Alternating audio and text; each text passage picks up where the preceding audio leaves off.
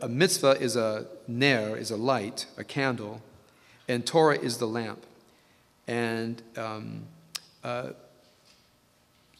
so we have the sense that if you want the light of Torah to shine into your life, and of course the name of our congregation, Or HaTorah, the light of Torah shining into your life, that the mitzvah is the ner, which means it comes actually from mitzvot, you might say, actually doing things in the real world that are urged upon us by the higher self. And if you actually, as it were, light the candle with an action, then the light will shine.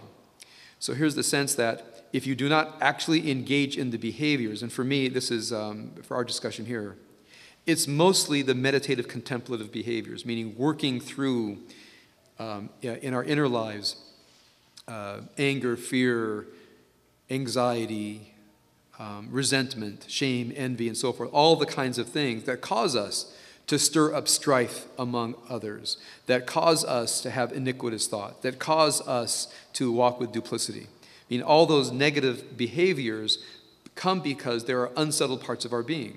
And when there are unsettled parts of our being, we engage in these iniquitous behaviors and make our lives hell and the lives of other people.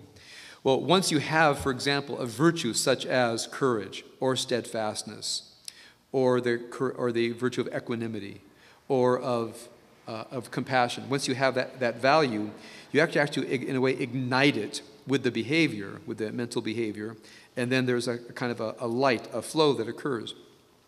And I'll tell you when I oftentimes hear this in counseling, counseling, in relationships, whether it can be spouses, parents and children, children and parents, there's a point where things just become very, very fractured. There's a lot of anger, a lot of resentment, and a lot of blaming and accusing of other people. And there's typically one person who says, have to put a stop to this.